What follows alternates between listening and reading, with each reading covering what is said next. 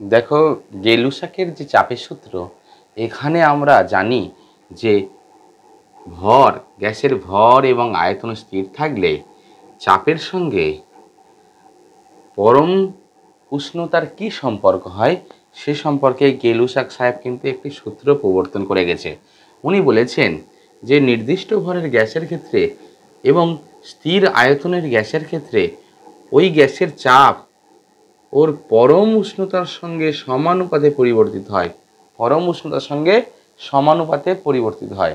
এখন P equal to তাহলে দাঁড়াবে কে টি, যেখানে কে সমান সমানুপাতিক ধ্রুবক। এই কে সমানুপাতিক ধ্রুবক, তাহলে এখান থেকে আমরা যদি দুটি ক্ষেত্র চিন্তা করি, প্রাথমিক ক্ষেত্রে চাপ P1 এবং আয়তন T1 হলে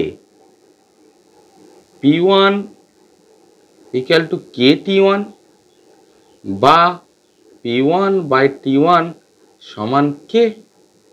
দ্বিতীয় ক্ষেত্রে P2 অন্তিম চাপ এবং T2 অন্তিম উষ্ণতা হলে P2 by T2 equal to K।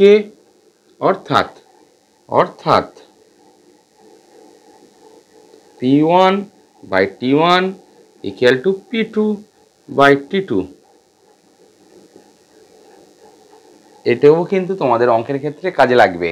তাহলে এটা গেল গেলুসাকের চাপের সূত্র। আরও একবার মনে করিয়ে দিলাম, তোমরা ইতিমধ্যে অন্যান্য ছোট ক্লাসে এইগুলো জেনে এসছো, তবু আরেকবার মনে করিয়ে দিলাম। এইবারে আমরা চলে যাচ্ছি আদর্শ গ্যাস সমীকরণ। দেখো, বয়েলের সূত্র থেকে আমরা পাবো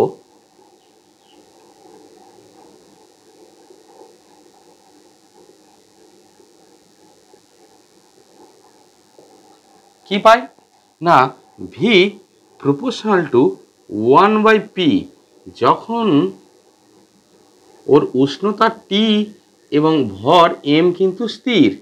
এটা কিন্তু বয়েলের সূত্র থেকে আমরা পেয়েছি। চার্লসের সূত্র থেকে কি পেয়েছি? চার্লসের সূত্র থেকে পেয়েছি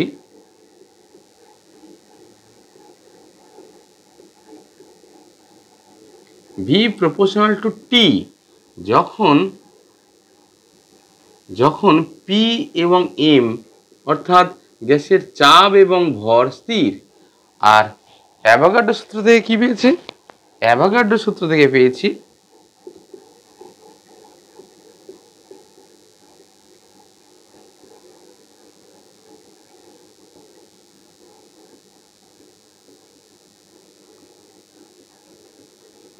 ভি প্রপোর্শনাল টু এন, যেখানে এন হচ্ছে ওর মোল সংখ্যা, পি হচ্ছে চাপ, টি হচ্ছে পরম উষ্ণতা, এন হচ্ছে মূল সংখ্যা যখন পি এবং টি স্থির। দেখো, তিনটে সূত্র থেকে কিন্তু আমরা তিনটে পেয়েছি। বয়েলের সূত্র থেকে পেয়েছি, চার্লসের সূত্র থেকে পেয়েছি, অ্যাভোগাড্রো সূত্র থেকে পেয়েছি। এবারে তিনটে সূত্র আমরা সমন্বয় করব। এখন সমন্বয় করে পাই, কি করে সমন্বয় করব? যৌগিক ভেদের সূত্র অনুযায়ী সমন্বয় করে পাই কি পাচ্ছি? V proportional to n t into 1/p, যখন প্রতিটি রাশি চলমান, বা V equal to k n t by p, যেখানে কে হচ্ছে সমানুপাতিক ধ্রুবক। কে হলো সমানুপাতিক, পেলাম না V equal to n k t by p, যেখানে কে সমানুপাতিক ধ্রুবক আমরা আগেই বলেছি। এখন কের মান দেখা গেছে এক মোল গ্যাসের ক্ষেত্রে সর্বদা সমান হয়, সমস্ত গ্যাসের ক্ষেত্রে সমান হয়। অর্থাৎ কে হচ্ছে, যদি আমি কোনো একটি সর্বজনীন ধ্রুবক দ্বারা রিপ্লেস করি, তাহলে কে যদি আর দ্বারা রিপ্লেস করি, যেখানে আর কে সর্বজনীন গ্যাস ধ্রুবক বলা হবে, আর কে যদি সর্বজনীন গ্যাস ধ্রুবক বলা হয়, তাহলে কে কিন্তু আমরা আর দ্বারা রিপ্লেস করতে পারবো।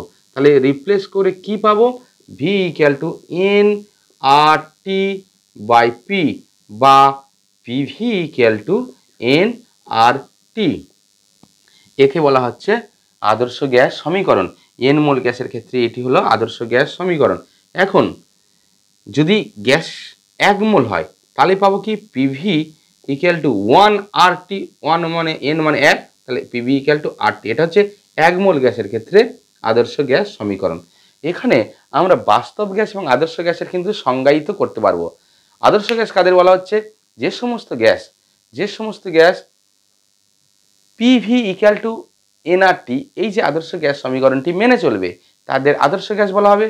আর যে সমস্ত gas PV equal two nRT এই সমীকরণটি মেনে চলবে না তাদেরকে বাস্তব গ্যাস বলা হবে।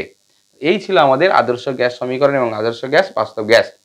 এরপরের ভিডিওতে কিন্তু আমরা ডাল্টনের অংশ চাপ সূত্র সম্পর্কে জানব।